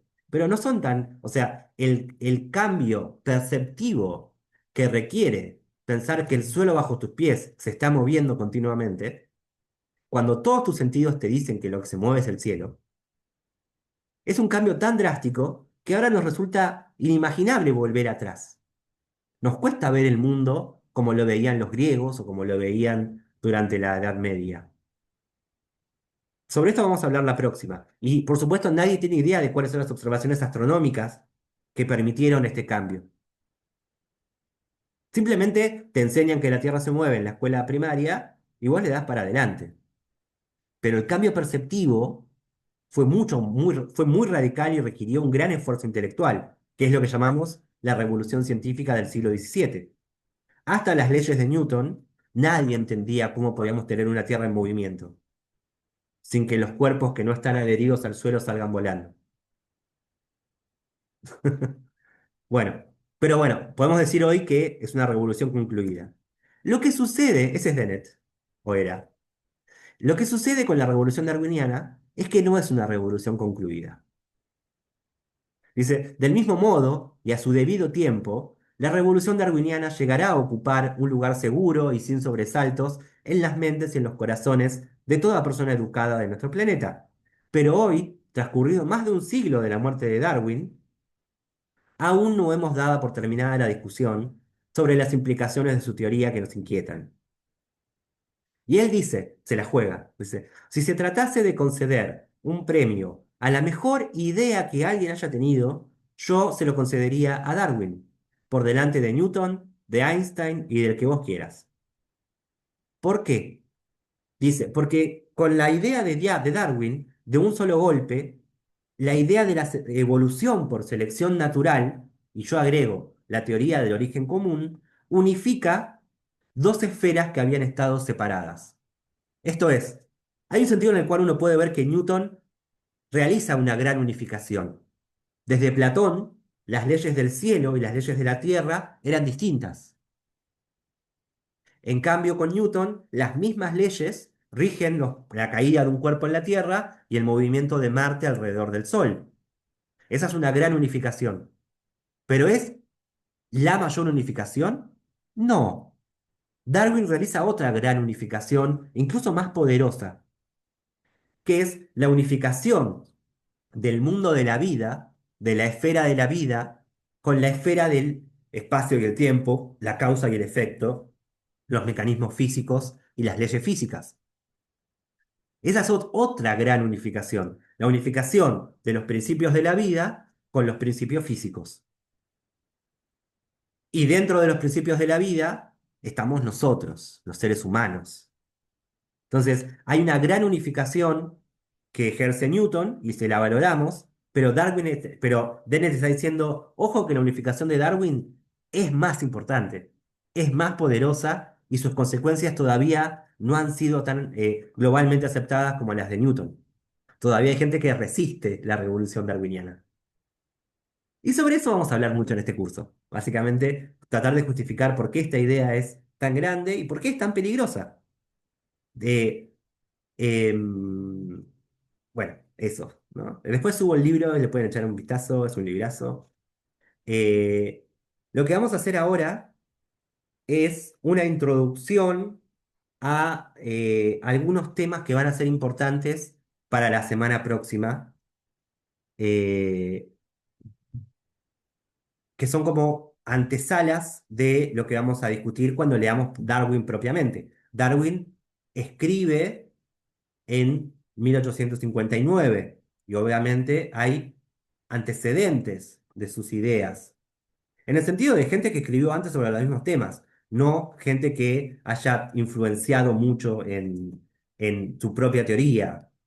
Pero sí hay que conocer un poco la discusión biológica del siglo XIX, sobre la que quizás ustedes no tienen un gran background, porque no tienen por qué tenerlo, ¿no? Así que vamos a eso, vamos un poco al background del origen de las especies. Bien, se lo puede plantear de la siguiente manera. Hay, lo que Darwin ofrece en el origen de las especies es una nueva explicación naturalista esto es no sobrenatural, no divina, de algunos hechos sorprendentes de la vida en la Tierra que hasta ese momento requerían o parecían requerir un Dios creador. Acá voy a ir despacio, por favor, pregunten si tienen dudas, ¿ok? Entonces, el gran mérito de Darwin, o al menos la manera en la cual lo presentamos acá en este curso, es que hay algunos hechos muy sorprendentes de la vida, conocidos desde los griegos, que hasta Darwin no tenían una explicación que no requiriera un Dios creador, y bueno, por cierto, pero que a partir de Darwin van a poder explicarse directamente, si se quiere, en un mundo naturalista, que pueden explicarse de manera naturalista, apelando solo a principios de la naturaleza. Son dos hechos sorprendentes de la vida. Hay muchísimos más. Si algún día cursan filosofía de la biología, que es una materia optativa que damos de vez en cuando, leemos a Aristóteles y vamos a ver que Aristóteles es ante todo un biólogo, después hizo metafísica, pero ante todo es un biólogo. Eh, y vamos a discutir mucho más qué se sabía en la antigüedad sobre biología, pero concentrémonos ahora, a los fines de esta clase, en dos fenómenos. El primero, el primer hecho sorprendente de la vida, es la adaptación de los seres vivos a sus entornos o ambientes. Los seres vivos, cuando uno observa la naturaleza, si se quiere, de manera desprejuiciada, lo primero que puede notar es que los organismos parecen estar muy bien adaptados a sus condiciones de vida particulares. Tomemos, hay muchísimos casos que vamos a mencionar, voy a mencionar algunos, ¿no? Por ejemplo, en el caso de la interacción entre orquídeas y polinizadores, algunas especies específicas de orquídeas tienen flores del tamaño exactamente necesario para que el pico, digamos, de los insectos los polinice y no a otra especie. Y parece que hay una coadaptación, ¿no? Entre las partes anatómicas del polinizador y las partes anatómicas de la planta. Cuando uno encuentra este tipo de adaptación los ejemplos son infinitos, ¿no? Por ejemplo, todos los casos de mimetismo, por ejemplo, el blanco del oso polar que le permite cazar en el Ártico, los colores de ciertos insectos que se mimetizan con las hojas secas en las cuales se mueven. Son todos casos de increíble adaptación de un organismo a su entorno. Estos hechos de adaptación o coadaptación son conocidos desde la antigüedad, eh, en un mundo sin televisión, como era ese básicamente, donde solamente mirabas el cielo y la naturaleza, era bastante evidente que podías adquirir experiencia de primera mano de las adaptaciones biológicas. Tal es así que incluso se utilizan argumentos de adaptación para probar la existencia de Dios. Esto lo encontró Ari Roffé en un folleto de no sé, los testigos de Jehová. ¿Viste que pasan por tu casa y te dejan un folleto con pruebas de la existencia de Dios? Bueno, esto está tomado de uno de esos. Eh, Se llama el escudo térmico de la hormiga plateada del Sahara. Ahí tienen a la hormiga plateada del Sahara, que tiene un escudo térmico. ¿Crees que están hablando? Bueno, el panfleto de esta iglesia dice lo siguiente. La hormiga plateada del Sahara es una de las criaturas terrestres conocidas que mejor tolera el calor. Cuando el sol abrasador del mediodía en el desierto del Sahara obliga a sus depredadores a buscar la sombra, esta hormiga realiza breves incursiones desde su nido para buscar alimento, que consiste en otros insectos que han sucumbido a las altísimas temperaturas. Piensa en lo siguiente. Las hormigas plateadas poseen un escudo térmico compuesto por una capa de pelos, ahí se ve que es una hormiga peluda, básicamente, que cubren la parte superior y los costados de su cuerpo, pero no la parte inferior.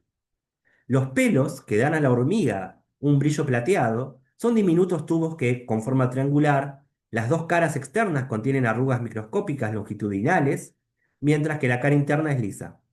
Este diseño cumple dos propósitos. En primer lugar, permite que los pelos reflejen la radiación solar en el rango visible y en el infrarrojo cercano. Y en segundo lugar, ayuda a la hormiga a disipar el exceso de calor que ha absorbido del ambiente. Por otro lado, la parte inferior de la hormiga, que no tiene pelo, refleja la radiación en el rango infrarrojo medio que emite el suelo del desierto. El escudo térmico de la hormiga plateada le permite mantener su temperatura corporal por debajo de un límite máximo que puede tolerar, que es un montón, 53 grados centígrados. Gracias a esta diminuta criatura, los investigadores están diseñando recubrimientos especiales para mejorar la refrigeración pasiva, es decir, enfriar sin ventiladores o otros aparatos. Fíjense que vincula el diseño de un animal con el diseño, bueno, en este caso de un insecto, con el diseño de un artefacto. Y pregunta, ¿qué le parece? ¿El escudo térmico de la hormiga de Sahara es un producto de la evolución o del diseño? Y lo plantea como alternativas, ¿no? La idea es que si vos ves este diseño tan perfecto de la hormiga del Sahara, tenés que pensar que no puede ser simplemente el producto de causas naturales, azarosas, un torbellino de causas naturales que produce una hormiga, sino que debe haber un diseñador que le dio a la hormiga lo que necesitaba. Entonces, el fenómeno de la adaptación no es necesariamente un fenómeno darwinista. Es conocido desde antes y obviamente fue utilizado como un argumento en favor de la existencia de Dios, el llamado argumento del diseño. La mejor explicación que tenemos del diseño en la vida, en el mundo de la vida, y de la constante presencia de diseño en el mundo de la vida, es que es el producto de un diseñador, de un Dios creador que le dio a cada rasgo un fin. Esto puede ejemplificarse todo, o sea, este primer fenómeno que es la adaptación se puede ejemplificar todavía más. Si la ven, espero que no la vean. Ahí tienen que ver una polilla sobre la corteza de un árbol que está camuflada porque sus alas semejan la superficie de la corteza o el cuello largo de las jirafas. Y no solo su cuello, sino también su lengua es muy larga, ¿no? Que parece perfectamente diseñada para comer de las copas altas de los árboles. Eh, Ay, me quiero ver Bueno, paréntesis. La semana pasada, o hace 2 semanas, se realizó en Puan el Congreso Iberoamericano de Filosofía de la Biología. Lo armamos nosotros desde la cátedra y vino gente de todos lados. Y ahí me enteré, porque vino un biólogo que estudia los saurópodos gigantes de la Patagonia, me enteré que una condición para tener un cuello largo de este tipo es tener una cabeza pequeña y no tener un gran maxilar. Si vos tenés un gran maxilar, no podés tener este cuello. Por eso en los saurópodos, o sea, no sé, el titanosaurio, todos esos bichos largos, enormes que teníamos en la Patagonia, tienen cabeza pequeña y cuello largo. Nunca podés tener cuello largo y cabeza grande. Si tenés cabeza grande, no tenés cuello. Eso es muy hermoso, no lo sabía, ¿no? Pero es un rasgo compartido por jirafas y por saurópodos extintos de la Patagonia, en fin. Tomemos un crustáceo, donde claramente ves que una de sus eh, pinzas tiene una adaptación especial, ¿no? Es una tremenda pinzota, lo cual sugiere que debe tener una finalidad específica. O los cuernos de diferentes antílopes y diferentes tipos de animales vertebrados terrestres que se utilizan para la lucha con otros machos, ¿no? O las semillas de ciertas plantas que vuelan en el aire y digamos, llevadas por el viento hacia lugares distantes, lo cual parece sugerir que tiene la finalidad de conquistar territorios para esa planta, que no estarían en la inmediación de la planta, o incluso podemos encontrar adaptaciones a nivel genético. De hecho, nuestro código genético en algún sentido es relativamente óptimo porque codifica la cantidad eh, de aminoácidos máxima que puede producir. Esto es, hay adaptación en todos los niveles de organización de la vida, en todas las especies, en todos los continentes, ¿no? Este es el primer hecho sorprendente. ¿Cómo se explicaba esto antes de Darwin? Bueno, la explicación uno la puede encontrar, por ejemplo, en un texto de 1802 de William Paley, que es un teólogo, El libro se llama Teología Natural o Evidencias de la existencia y atributos de Dios recolectados de las apariencias de la naturaleza, más claro imposible. Y ahí aparece el llamado argumento del diseño. Vamos a leer algunos párrafos de Paley. ¿Ok? Dice Paley, al observar un mecanismo tan sencillo como un reloj, a nadie se le ocurre dudar que este es el producto de una creación, que es el resultado de un trabajo intencional. A ninguna persona en su sano juicio, fíjense las expresiones, ¿no? Nadie se le ocurre dudar, a ninguna persona en su sano juicio se le puede ocurrir pensar que un mecanismo como el del reloj, con sus engranajes dentados, su solenoide y su bobina, dispuestos de manera precisa entre sí para funcionar y medir el tiempo, es consecuencia de una sucesión de casualidades que progresivamente han ido dando forma a sus partes y que además han dado con el acople entre sí de dichas partes para que efectivamente lleve la hora, para que cumpla la función deseada. Nadie que no esté loco puede pensar que un reloj es consecuencia del azar. Por analogía, dice, así pues, ¿quién puede pensar que un organismo como el humano, mucho más complejo que el de un reloj, es producto del azar? Lo que tienen a la izquierda, de hecho, es una representación del mecanismo visual en seres humanos, ¿no? Fíjense que parece un mecanismo de la misma complejidad que la de un reloj, con partes cumpliendo funciones específicas, ¿no? Por eso dice, ¿quién puede pensar que un organismo como el humano, que es mucho más complejo que un reloj, es producto del azar? A ninguna persona razonable se le puede ocurrir negar que todo ser vivo, con sus partes dispuestas entre sí idóneamente, cada una cumpliendo su función, su finalidad, interdependientes entre sí, es el producto de un artesano sumamente hábil y poderoso que nos concibió. Nadie en su sano juicio puede dudar que somos criaturas de Dios. ¿Se ve el argumento? Entonces, este primer fenómeno, que es la adecuación, perdón, que sí, que es la adaptación de los organismos a la vida y a su entorno, eh, parece ser una prueba post-newtoniana de la existencia de un Dios creador, ¿no? Dante señala en el chat, este argumento tiene antecedentes en la quinta vía de Tomás. Sí, es un argumento a posteriori, que es una de las características de las vías de Tomás, ¿no? Pero hay que reconocer que a Darwin no le llegó este argumento a través de Tomás, sino a través de Paley, o sea, a través de los teólogos naturales ingleses, ¿no? Eso es importante. A nosotros, Poiners, nos llegó por Tomás, pero no a Darwin, ¿no? Bien, porque no me quiero extender más allá de lo que está permitido, vamos a ir al segundo fenómeno interesante de la vida. Este es menos conocido quizás para ustedes.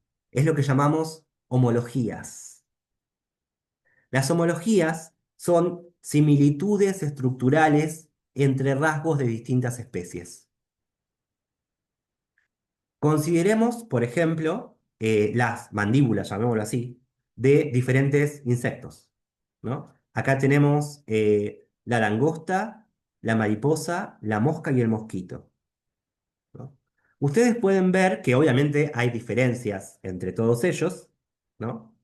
Que obviamente tiene que ver con las diferencias de función de estos rasgos en cada especie, ¿no? En la langosta parece bastante claro que tiene una mandíbula diseñada para cortar. En el caso de la mariposa vemos que tiene una especie de extensión diseñada mm, para estar en contacto con flores. En el caso del mosquito, vemos que tiene ese dispositivo de taladro por el cual perfora la piel, ¿no? Y extrae sangre. O sea, hay diferencias funcionales, ¿estamos de acuerdo?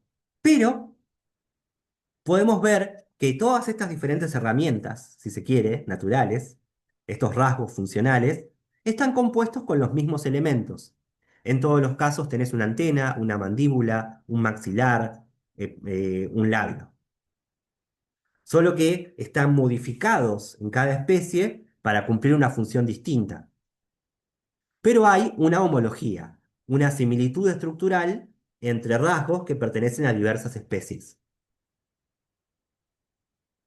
Y esto también es tan sorprendente como la adaptación. Tan sorprendente como la adaptación es la homología. La homología las homologías fueron estudiadas antes de Darwin por uno de sus principales, si se quiere, antecedentes, un tipo que Darwin leyó, que luego leyó a Darwin y que discutieron mutuamente, que es Richard Owen. No sé si escucharon hablar de Richard Owen. Quizás hoy sea la primera vez. A él debemos por ejemplo, el concepto de dinosaurio. El concepto de dinosaurio es un concepto de Owen. Owen fue el primer paleontólogo, similar a lo que hoy entendemos por paleontología, la reconstrucción de la fauna o la flora extinta a partir de sus restos fósiles. Él era en particular un trabajador de museo. Le llegaban todos los huesos fosilizados y trataba de identificar las especies o las familias a las que podrían pertenecer. Antes de Darwin publica este discurso sobre la naturaleza de las extremidades. Está pensando en extremidades superiores o inferiores, ¿no? Eh, y en este trabajo, él plantea cuál es básicamente el método y los fundamentos teóricos para la paleontología, para entender la reconstrucción de animales extintos. Ya el concepto de dinosaurio te lo señala. Dinosaurio significa lagarto gigante. Y la idea que está detrás de eso es que esos animales extintos tienen cierta similitud estructural con los reptiles actuales. ¿Y cómo puedes saber que tienen cierta similitud con los reptiles actuales? Bueno, a través de un trabajo comparativo en el cual encontrás diferencias, pero también similitudes. Vamos a leer algunos pasajes de este librazo, que es el discurso sobre la naturaleza de las extremidades.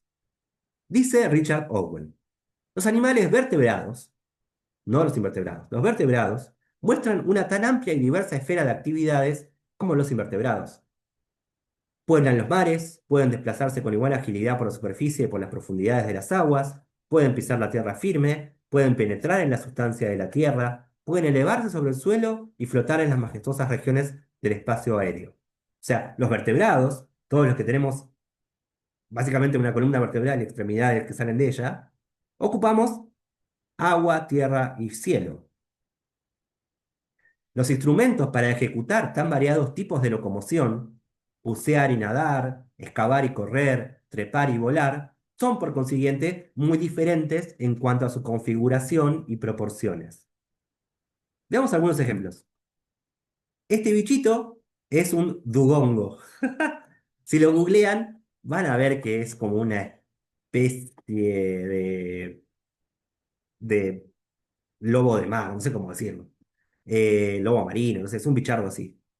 Eh, es un vertebrado marino. Y dice Owen sobre este bichito. Su extremidad, fíjese, ahí pueden ver su extremidad, ¿no? Es superior en este caso. Es una pala o remo fuerte, duro, corto, ancho, plano y romo, sin otra articulación aparente que la que lo une al cuerpo que debe impulsar. Una articulación que permite el grado de rotación justo con este golpe oblicuo que hace más efectivo el movimiento del remo. Esto es, en los dugongos y otros vertebrados marinos, la extremidad superior se convierte en un remo. En cambio, acá tenemos un topo. Los topos excavan la tierra, ¿no? Cavan. Entonces, en los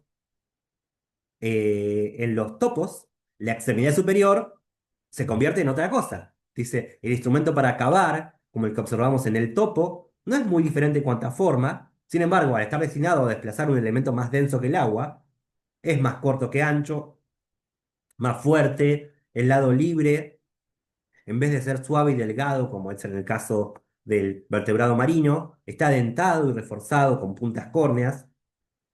Esto es una pala excavadora. O sea, la extremidad superior es una pala excavadora.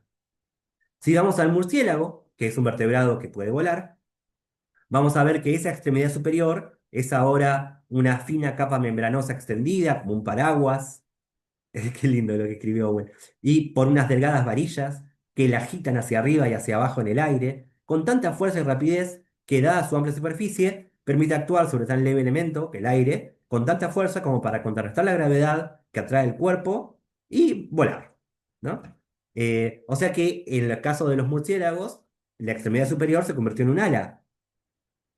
Y si consideras un cuadrúpedo, no sé, un caballo, un perro, como tiene que galopar, tiene que moverse libremente sobre la superficie de la tierra, que es como sólida, reaccionando sobre el duro suelo, sus extremidades son tan extraordinarias por su longitud y esbeltez como las del cavador y el nadador. En el corredor, los instrumentos de su rápido curso son cuatro largas columnas en forma de uso, con articulaciones que les permiten doblarse en direcciones opuestas, ¿no? Se convierten en patas o piernas. Se ve la diferencia funcional, ¿no? O sea, en todos los vertebrados, los miembros superiores parecen tener diferentes funciones que les permitieron a diferentes especies dominar todos los medios, si se quiere, de la Tierra, aire, tierra y cielo, ¿no? Hasta acá vemos que cada vertebrado está adaptado a su medio de vida, pero, dice, bueno, esto ya lo vimos. Esto ya lo vimos, esto no importa. Esto, dice Owen, cuando procedemos a comparar estas partes del esqueleto con las extremidades correspondientes del caballo o del buey o de cualquier otro animal con casco o pezuña, observamos que la simplificación en la estructura no es proporcional a la pérdida de función. Todo lo más que se puede pedir que haga un casco o una pezuña es descansar sobre el suelo y golpearlo, ¿no? Se percibe así una disminución y simplificación de las partes accesorias, pero los elementos esenciales se conservan. Y habla de elementos esenciales. Dice, resulta evidente que el mismo tipo ha regido la formación de estas extremidades en diversas especies. En todos los casos, fíjense, acá tenés un oso, un perro, un caballo. En todos los casos, podríamos agregar murciélago, topo, vertebrado marino. En todos los casos tenés un húmero, un radio, carpos, metacarpos, falanges. Los mismos huesos en la misma secuencia. Modificados, por supuesto, en una especie u otra, dependiendo de la función que desempeña, pero la función te engaña. En realidad, estructuralmente, son idénticos, son variaciones de un mismo tipo. ¿Me siguen en esta idea? ¿Alguien no me sigue en esta idea? No, sí, sí, sí, se entiende. ¿Sí? Eh, por Cuando eso, sí, sí, por favor. No, pero cuando termines tu explicación te quería preguntar algo. Leyendo en la introducción del discurso sobre la naturaleza de las extremidades, me llamó la atención que decía que Owen representaba una ruptura con la visión del mundo aristotélico y Sí. que el darwinismo lo dejaba inalterado. Eso era algo que a mí me llamó la atención. Eh, no, o sea, Owen no es un darwinista. No, no, ya lo sé, pero te digo que me Sí. llamó la atención en la introducción que decía específicamente que su propuesta, la del el arquetipo, representaba una ruptura con la visión del mundo aristotélico. Sí, ¿por qué? En el mundo, bueno, me tomo un paréntesis para explicar esto. Gracias, Graciela, muy buena pregunta. En el mundo aristotélico, eh, en el Aristóteles biólogo, podemos notar que el concepto de forma o esencia cumple una función científica. A saber, él estudió muchísimo el desarrollo de organismos. Es conocido que realizó, por ejemplo, experimentos sobre embriones de pollo en diferentes estadios. Y cuando vos haces ese tipo de estudio, parece que hay una dirección hacia la cual el desarrollo avanza, que es lo que llamamos causa final, ¿no? Y en Aristóteles, la causa final coincide con la causa formal, con la forma.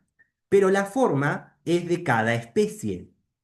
Cada especie tiene una forma. Los caballos tienen una forma, los perros tienen otra, las plantas tienen otra. Lo que tenés son formas específicas. Ahora bien, esas formas específicas no son creadas, sino que están desde siempre, como el universo, digamos. Pero son específicas. Ahora, Owen está diciendo que detrás de esa aparente diversidad en las especies hay formas comunes a diversas especies. Y no solo esas formas son comunes a diversas especies, sino que a diferencia de las formas aristotélicas, no son inmanentes, sino que él considera que son formas, en cierto sentido, trascendentes, porque están en la mente del creador. ¿Se ve la diferencia? Además, en Aristóteles hay un gran privilegio de la función que está desempeñando un rasgo, ya sea en la economía del organismo o en la economía natural. En cambio, para Owen, la función te confunde.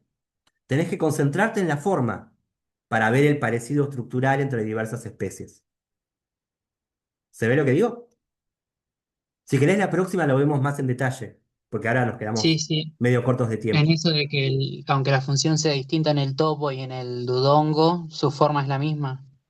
La forma estructural, ¿no? De Claro, pero hecho, digo, esa es la él, diferencia que tiene con el sí, mundo aristotélico, claro, entre otras más o muchas, pero menos. sí, sí, sí, sí.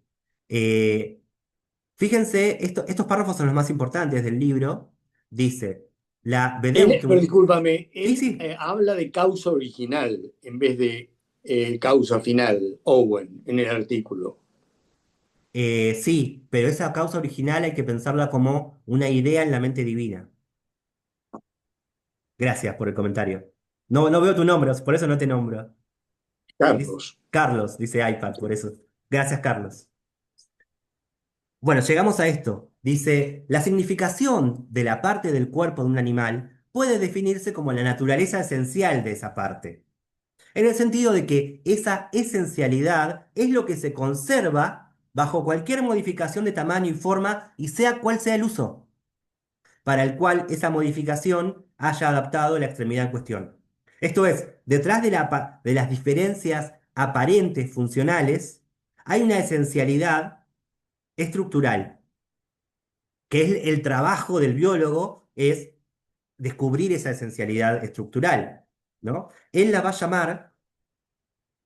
Dice, he recurrido por tanto a la palabra, en el sentido del alemán, significación, para significar el carácter esencial de una parte, carácter al que pertenece en virtud de su relación con un patrón predeterminado y en correspondencia con la idea del mundo arquetípico de la cosmogonía platónica. Ese arquetipo o patrón primigenio es la base sobre la cual se sustentan todas las modificaciones de dicha parte llevadas a cabo por potencias o acciones específicas en todos los animales que la poseen y es la forma arquetípica a la que llegamos en el curso de nuestra comparación de todas esas modificaciones tras reducir el sujeto de todas sus operaciones. Creo que acá se puede ver.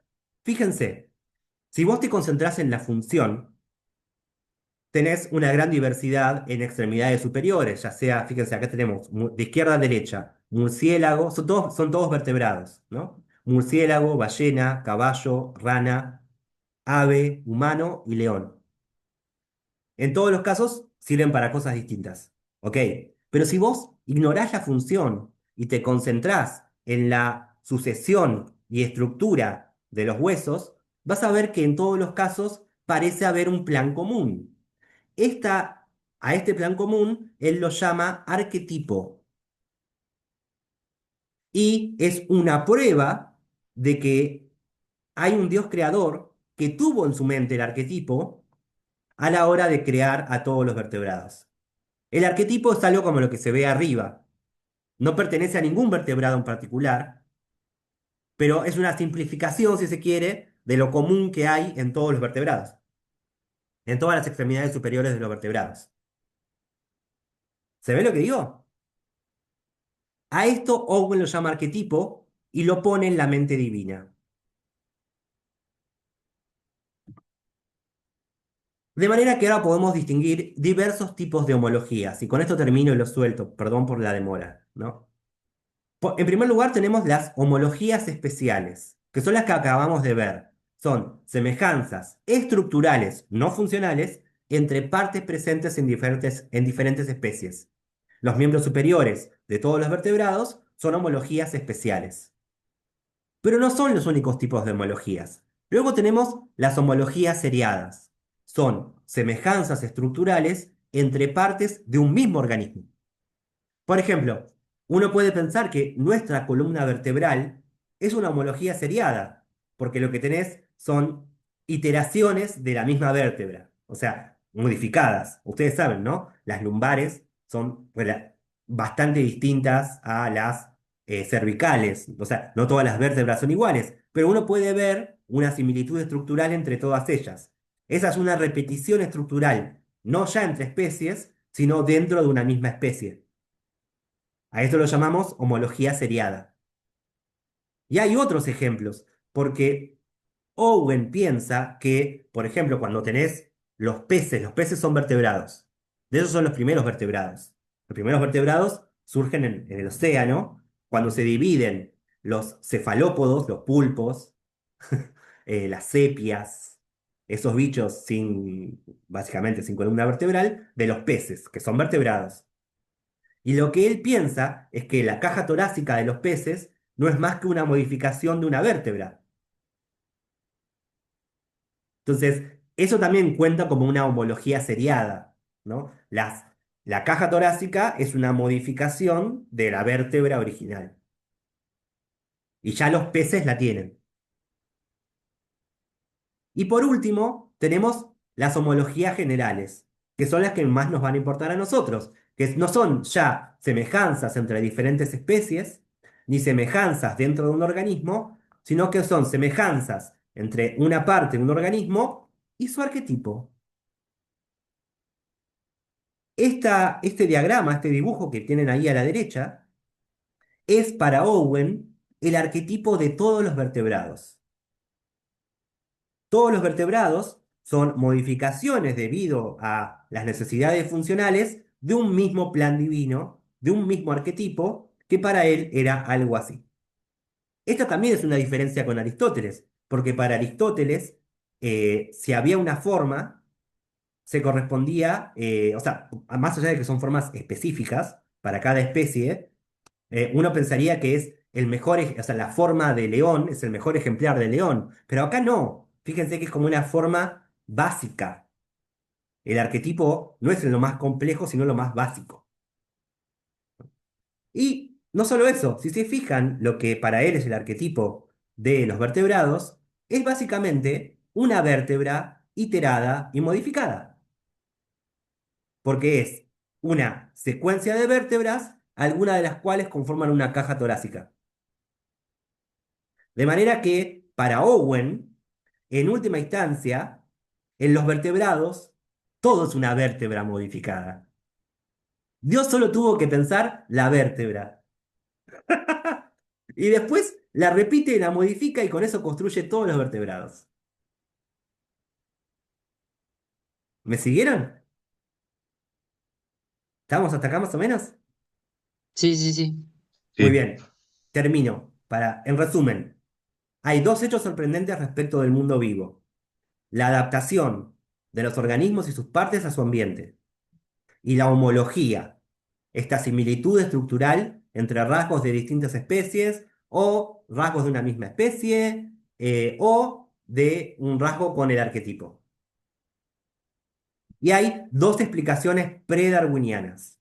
Para la adaptación tenemos la idea de que hay un creador que diseña las partes de los seres vivos para su función, tal como los humanos diseñamos nuestros artefactos. Hay un plan divino de la creación que es teleológico, que está dirigido a un fin. Estudiar las adaptaciones de los diferentes bichos es conocer esas intenciones de Dios, el plan divino de la creación. Por otro lado, las homologías se explican por un creador que diseña las partes de los seres vivos siguiendo un arquetipo o un plan arquitectónico común.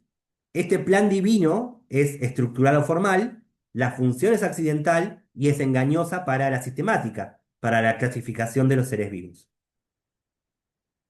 Este es el estado de la situación de la biología al momento de la publicación del origen de las especies de Darwin. Lo que vamos a ver en las dos clases que siguen es cómo Darwin no es que resuelve estas discusiones, sino que patea el tablero y ofrece explicaciones naturalistas de estos dos fenómenos, de la adaptación y de la homología. Vamos a ver entonces que la revolución darwiniana no es una, sino que son dos, tiene dos patas. Por un lado, la teoría del origen común, que va a dar cuenta de las homologías, y la teoría de la selección natural, que va a dar cuenta de la adaptación. Conmigo, en la clase que viene, vamos a ver la teoría de la selección natural, y con Aire Roffé, la otra clase, van a ver la teoría del origen común. Bien. ¡Oh! Un montón. Bueno, esta fue la intro. Creo que le dije todo lo que quería decir. Vayamos todos a la clase teórica, ¿les parece? Nos vemos en la clase teórica. Gracias por la paciencia y la atención. Sé que hablé un montón. Nos vemos la próxima, si todo sale bien presencial. Gracias, profe. A Nos ustedes. Chao, nos profe. vemos. vemos.